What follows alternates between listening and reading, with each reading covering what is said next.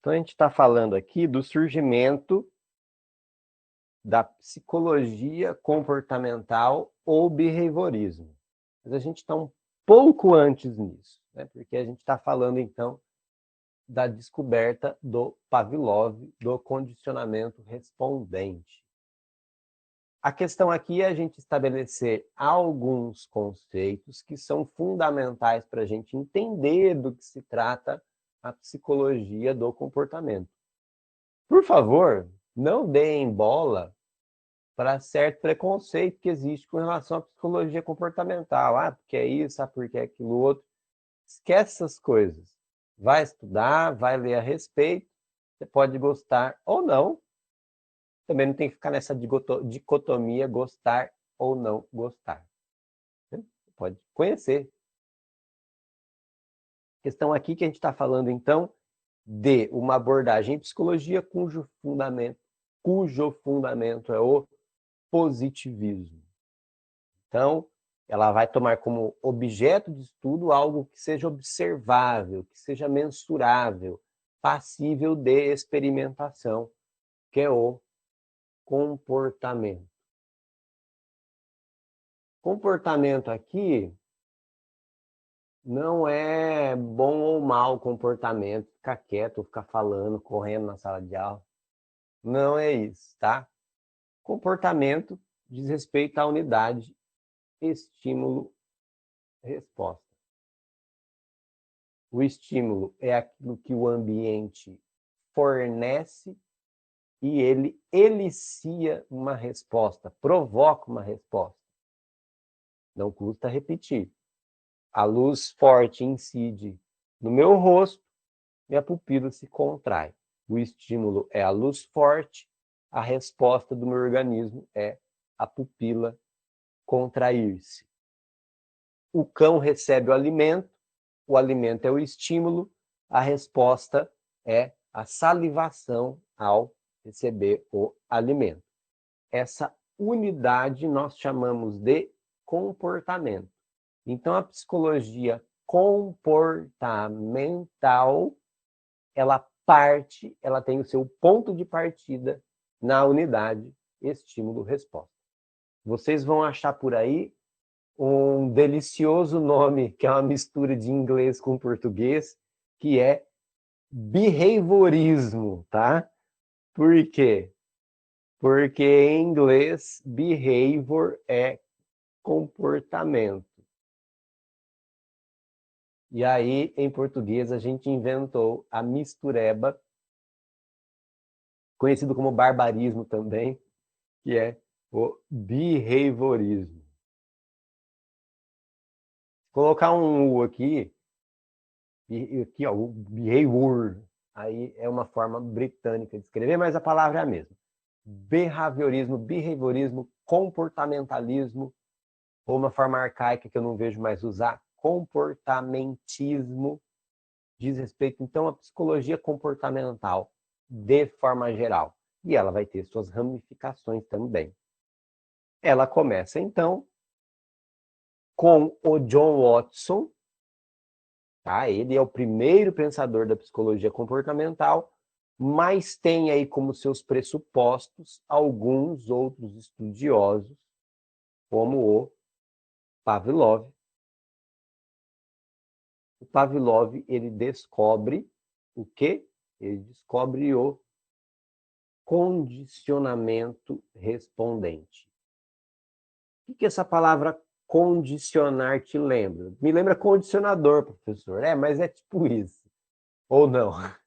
A questão aqui é, eu vou construir, eu vou ensinar a esse organismo uma nova condição na qual essa resposta acontece. Então, o cão saliva mediante o seu alimento. O Pavlov faz o quê? O cão. Opa! O Pavlov faz o quê? O cão salivar mediante outros estímulos. No experimento clássico dele, ele faz o cão salivar mediante a cinetinha.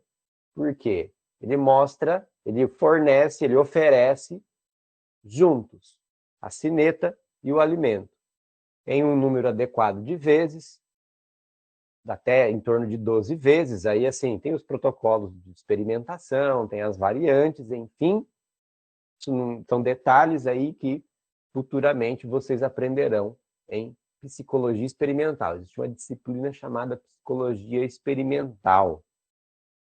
A gente vai mexer com ratinho na psicologia experimental? Não. Não conheço mais faculdade de psicologia em que se trabalhe com os ratinhos verdadeiros, animaizinhos, né? Geralmente é um software, um programa de computador que simula os ratinhos. Então, não mexe com os ratinhos. Eu, na minha graduação na Unesp de Assis, ainda trabalhei com os ratinhos, né? O ratus albino. Por que tem que ser albino? Porque ele tem que ser isento de alterações genéticas que afetem seu comportamento, né? Enfim. Pavlov não fez com ratos, fez com os cães, o processo de descobrir o condicionamento respondente.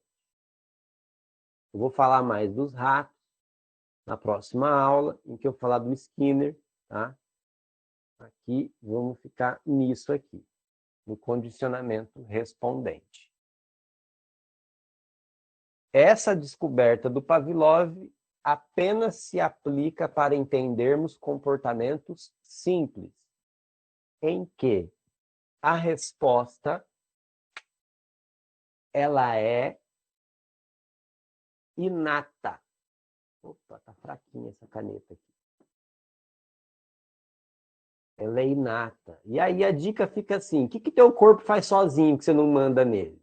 É isso, é uma resposta inata, fisiológica via de regra, tá? Tem um monte de coisa que o corpo faz que a gente não manda nele. Mas tem algumas que a gente não tem domínio nenhum. São aí comportamentos muito simples, como a dilatação da pupila, como o comportamento de digestão. Você consome um alimento, você vai digeri-lo. Como essa digestão acontece, aí estamos sujeitos a uma série de variantes ou variáveis intervenientes que vão alterar o seu processo de digestão, mas, via de regra, é algo que a gente não controla, né? O nosso controle é muito pequeno. Quando a gente fala do comportamento do ser humano, é muito difícil a gente falar de um comportamento que escape totalmente a qualquer forma de controle. É muito difícil. De tão plástico que é o conjunto dos comportamentos humanos. Os comportamentos humanos são muito plásticos, né? Então, eu cheguei a citar o comportamento sexual. No ser humano, ele é muito amplo, ele é muito amplo. Então, por isso que nem mesmo no comportamento sexual a gente pode falar de um instinto sexual, né? A gente pode falar aí no comportamento sexual do ser humano estão presentes algumas questões, como, por exemplo, essa necessidade. E até ela é difícil de falar como que ela funcionaria naturalmente. Porque o ser humano ele está sempre em relação com os outros seres humanos e com o seu ambiente. É muito difícil falar mesmo. Não existe o ser humano numa essência pura, sem nada que o influencie. Vamos botar o ser humano numa jaula. Ele vai crescer sem contato com nada.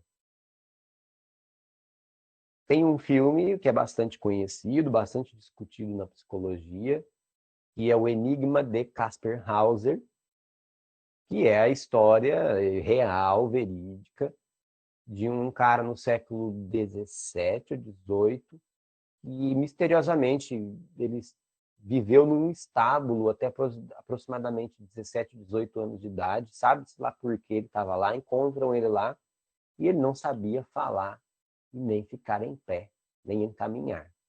Esse é um dos exemplos, assim, raríssimos, evidentemente, de pessoas que foram criadas em meio selvagem ou com pouquíssimo contato com o ser humano, e aí não aprendem coisas mínimas que a gente pensa assim serem muito óbvias, serem meio que naturais do ser humano. E a gente vê que não. E caminhar sobre duas pernas é uma delas.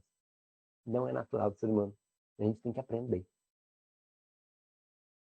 Muito bem. Pavlov, então, estava abrindo caminho justamente para essa compreensão dos nossos processos de aprendizagem. E aqui, no caso da psicologia comportamental, a palavra-chave é o condicionamento. Mas o condicionamento respondente, então, ele diz respeito apenas à aquisição de comportamentos muito simples, tá? A alteração desses comportamentos muito simples. Eu dei o exemplo de condicionamento respondente para aquele experimento bizonho de botar a mão na água gelada, toca o sininho, feito o pareamento, a pessoa só de ouvir o sininho sente a mão dela doer como se estivesse na água gelada.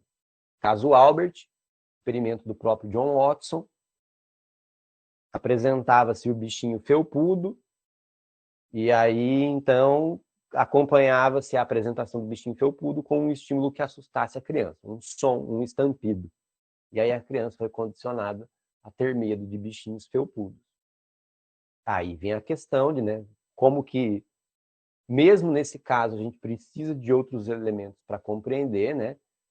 O pequeno Albert passou a ter medo de qualquer coisa felpuda, e isso se deve à generalização de estímulos. Ele não conseguia diferenciar aquele bichinho que foi condicionado para ele ter medo. Qualquer coisa felpuda, inclusive roupa branca, ele tinha medo também, por causa da generalização de estímulos. O condicionamento respondente, ele vai ser esse ponto de partida, então.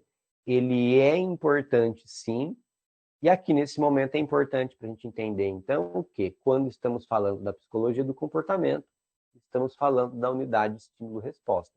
Só que, é claro, quanto mais complexo o comportamento, mais complexa essa relação fica.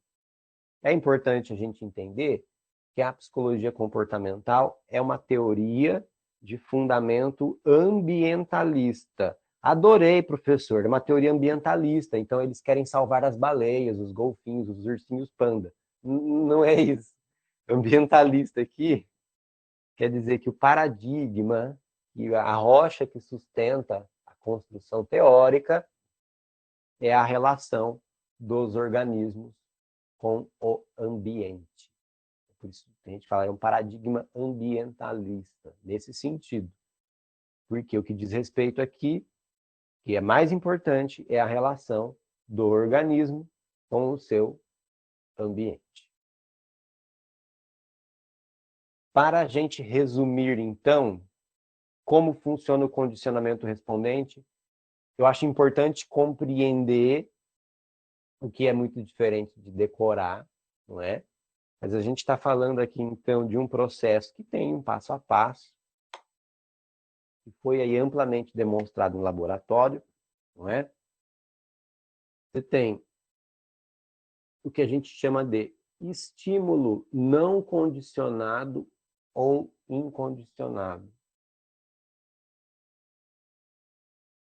Produz uma resposta não condicionada ou incondicionada. O alimento faz o cachorro salivar. E você tem um estímulo neutro.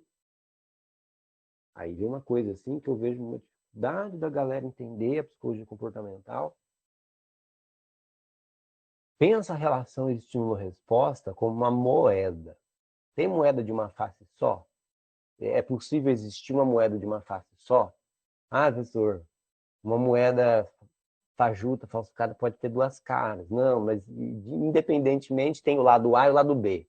Se eles são idênticos, tem o lado A e o lado B do mesmo jeito. Uma folha de papel tem dois lados, certo? Uma folha de papel tem dois lados. Não existe uma folha com um lado só, no mundo bidimensional, não. Toda folha de papel tem dois lados. Então, a questão aqui é sempre compreender a partir da relação de um organismo, então vamos colocar do ser humano, na relação com o meio. Sempre. Não existe um ser humano ideal flutuando por aí num vácuo existencial. Não existe. E não existe aí, a partir daquilo que nos interessa, um meio desprovido de organismos, de um ser humano que o habite. Não está interessado aqui nessa concepção, que pode ser interessante para uma discussão metafísica, mas é nisso que a gente está interessado, né? A gente está interessado aqui, então, em compreender como que o ser humano aprende, por que ele desenvolve algumas ações, por que desenvolve ações destrutivas para si mesmo e para os outros. A gente precisa entender, então, nessa relação básica entre o organismo e o seu meio, entre estímulo e resposta. Mas, professor, se a pessoa está em privação de alimento, também conhecido como fome, ela vai ter alterações fisiológicas. Isso é estímulo-resposta porque é do corpo dela, é ela que está sem alimento e está tendo umas respostas, sei lá, a barriga ronca, o som da barriga roncando. Aí a gente está considerando que esse organismo ele é parte de um ambiente, certo? Nós somos parte de um ambiente e que, inclusive, a ausência de alimento se deve a circunstâncias ambientais, sabe-se lá quais, mas isso se deve a circunstâncias ambientais também. Eu acho muito interessante sacar essa perspectiva, não só importante, interessante, porque é uma concepção da interdependência entre ser humano e o seu meio. E aquilo que nós somos, então, aqui a gente tem que descartar explicações metafísicas, o que isso quer dizer, né? Da ordem mitológica, da ordem dogmática, não é? Ah, o ser humano é assim, porque os deuses quiseram, sei lá. A gente está falando aqui de coisas que são observáveis da nossa realidade concreta. Se as pessoas são egoístas, violentas, mesquinhas, ou generosas, boas, afáveis. Afável, eu acho uma palavra tão bonita, né? Afável. É meio Machado de Assis, né? Afável. Tudo isso se deve, então, à sua relação com o meio, ao que o meio faz dela, como o meio a constitui. Isso não vem de uma suposta mente que está em algum lugar misterioso. A mente está aqui no crânio, na caixa, dentro da caixa craniana, está onde? Não. Essas coisas se desenvolvem no aprendizado, na relação entre nós, organismos, e o nosso meio. E o meio inclui os outros organismos, as outras pessoas, e inclui a mim mesmo como parte. Né? Somos parte. Está acostumado a enxergar essa separação, eu e mundo, mas nós somos parte desse mundo. Aí, uns desdobramentos filosóficos dessa compreensão. Tudo isso para dizer que, sim, uma concepção ambientalista. Ah, me disseram assim que a psicologia comportamental, ela entende que o homem é determinado pela sua biologia.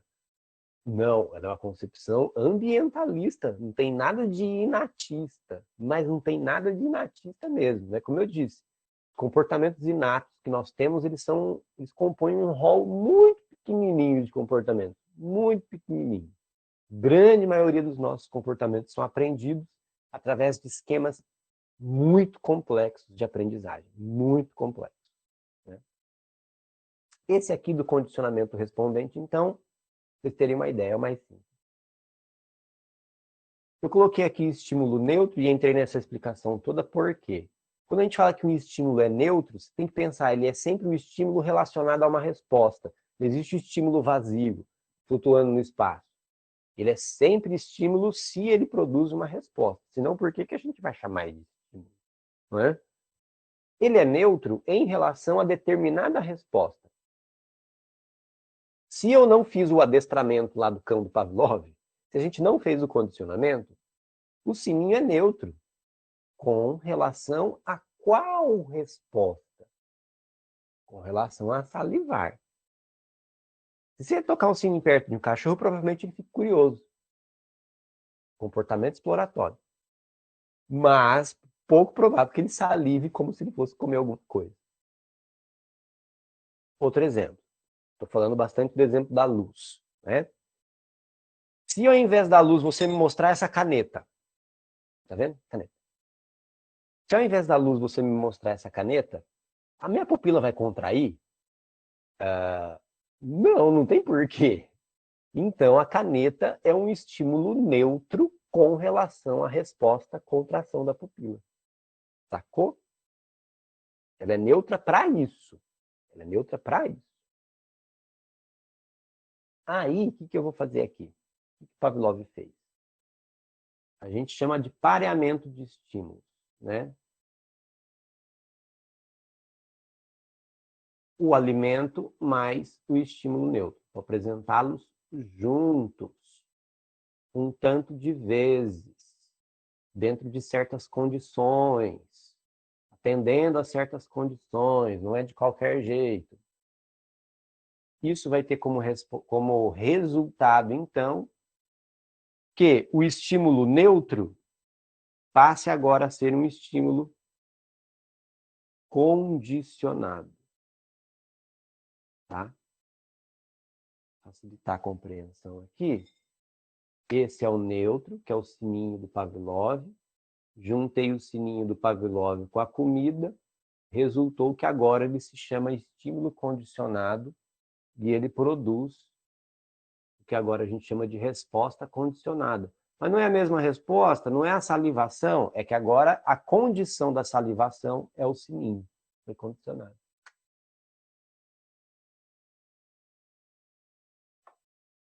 Parece muita informação, mas não é. É molezinha, é só organizar as coisas, tá?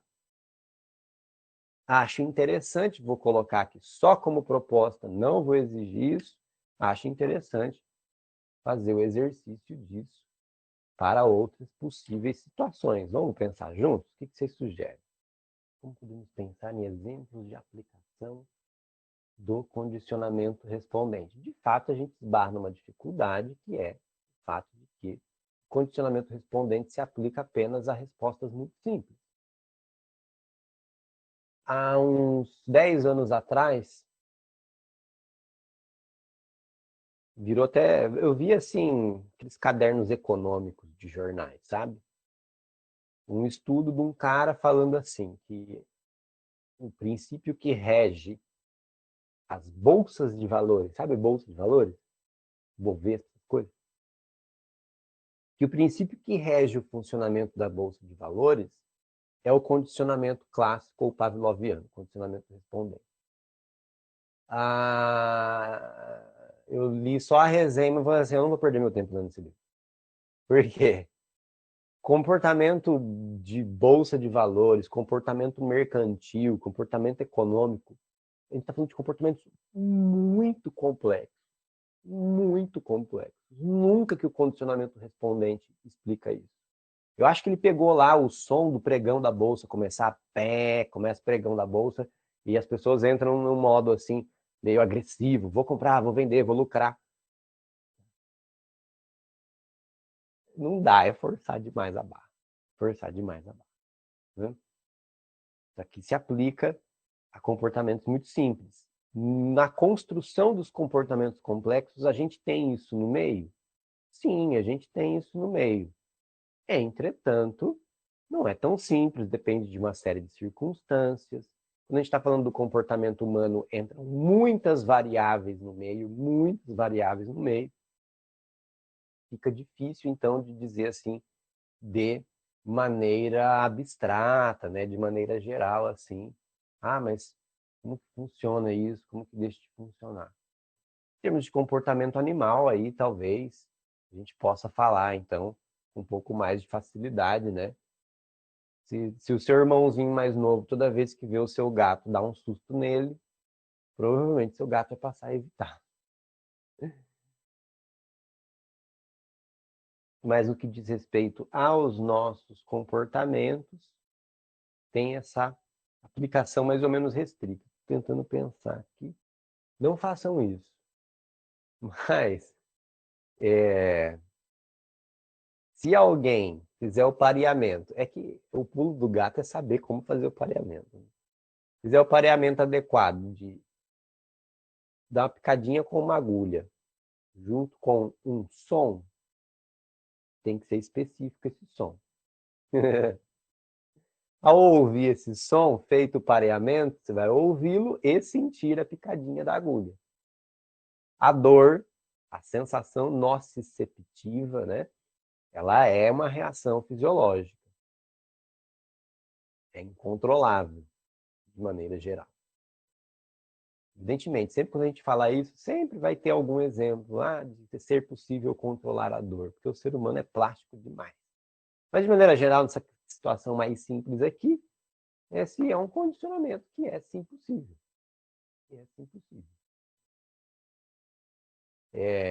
Repetindo, vai ter as variáveis envolvidas que tornam isso muito difícil de se fazer assim a ferro e fogo. Não é assim tão simples. Perigosa essa aula. Mas é que não dá para sair aplicando de forma tão simples assim, né?